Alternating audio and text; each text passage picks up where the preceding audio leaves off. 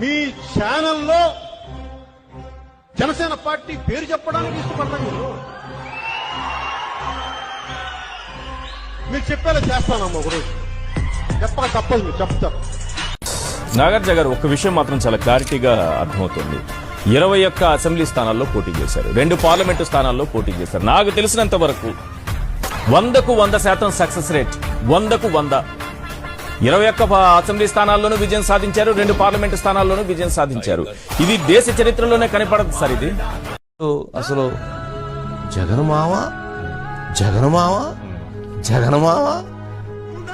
అసలు లేకపోతే అసలు ఈ రాష్ట్రం ఏమైపోవాలి, ఈ దేశం అయిపోవాలి.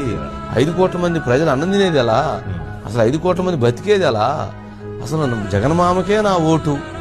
అసలు పవన్ కళ్యాణ్ ఉంటాడు పోతా ఉంటాడు. ఎవరు పవన్ కళ్యాణ్ పవన్ కళ్యాణ్ ఎవరు అనేది రేపు 4వ తారీఖు రిజల్ట్ లో తెలిసిద్ది. తాట తీసేదానికి పవన్ కళ్యాణ్ ఆ ఓటు చేయాలని చెప్పని ఆయన పొత్తు పెట్టుకోవడంతో జరిగినటువంటి ప్రక్రియతో ఏమి జరిగింది అనేది రేపు 4వ తారీఖు అర్థమైంది. ఎన్ని సీట్లు పోటీ చేశారా మీరు? 175కు 177 పోటీ చేస్తే ఎన్ని సీట్లు గెలిచింది మీరు? పట్టుమని 10 గెలవాల తల ఎక్కడ పెట్టుకోవాలని అర్థమవుతుందా నీకు? పోటీ చేసి 10 సీట్లు గెలిచి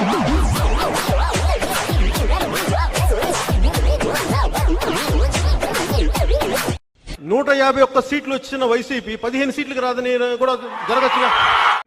రాజమండ్రి జైలు దగ్గర చంద్రబాబు నాయుడు అరెస్ట్ అయినప్పుడు పవన్ కళ్యాణ్ వెళ్లి మద్దతు ఇవ్వకపోతే ఆ రోజు తెలుగుదేశం పార్టీ శ్రేణులు డిసప్పాయింటెడ్, డిమోరల్ అయి ఉన్న సిచ్యువేషన్ కి only because of Pawan Kalyan నిలబడ్డారు కాబట్టి ఆ రోజు నిలబడింది. తెలుగుదేశం వాళ్ళని అడగండి. తెలుగుదేశం వాళ్ళు కూడా ఒప్పుకుంటారు. తెలుగుదేశం వాళ్ళు కూడా ఒప్పుకుంటారు. 2 పాయింట్లు చెప్పాలి. ఒకటి, ఈ ఎలక్షన్ లో ఆంధ్రప్రదేశ్ ఎలక్షన్ లో Pawan Kalyan is the game changer.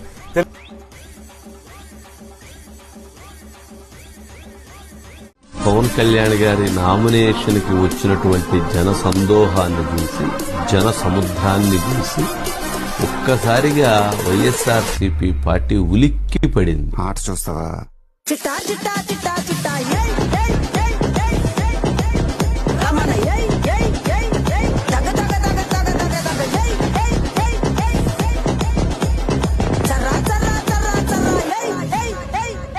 ఏందక్క అలా చూస్తున్నారు?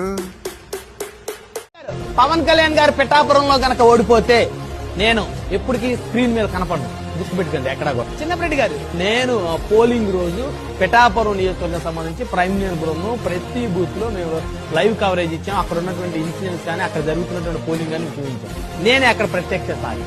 పిఠాపురం నియోజకవర్గంలో పవన్ కళ్యాణ్ గారు భారీ మెజార్టీతో గెలవబోతా ఉన్నారు. ఇది రాసుకోండి చిన్నప్పరెడ్డి గారు. ఎందుకంటే నేను ప్రత్యక్షంగా పోలింగ్ సరళిని అక్కడ చూశాను, పర్యవేక్షించాను, చాలా మందితో మాట్లాడాను. చాలా ఏడుంటారని అడిగితే పలానా ఏరియాలు ఉంటున్నా, పలానా బస్ ఎక్కితే గాడి పోతామని చెప్తారు, అంతే కదా. కానీ గీళ్ళని మందలిస్తే ఇట్లు పిఠాపురం ఎమ్మెల్యే తాలూకా బైక్ మీద, స్కూటీ మీద, ఆటో మీద, ఫోన్ల మీద మొత్తం గివే టిక్కర్లు. పిఠాపురం అంటే తెలుసు కదా, ఆంధ్రాలో పవన్ కళ్యాణ్ సార్ పోటీ చేసిన నియోజకవర్గం. మా హీరోనే పక్కా గెలుస్తాడు. పిఠాపురానికి ఎమ్మెల్యే ఎవడో పోపించిన మందుకి, ఎవడో పెట్టించిన బిర్యానీ కాల్సి బయట చిల్లర నా కొడుకుల్లాగా చెప్పుల్లాగా తిరగాల్సిన అవసరం లేదు. పవన్ కళ్యాణ్ కోసం మేము మా సొంత డబ్బులు ఖర్చు పెట్టుకుని తిరుగుతాం, రాయల్టీగా తిరుగుతాం. పవన్ కళ్యాణ్ ఏదో రోజు మేము అనుకున్న స్థాయిలో చూస్తాం.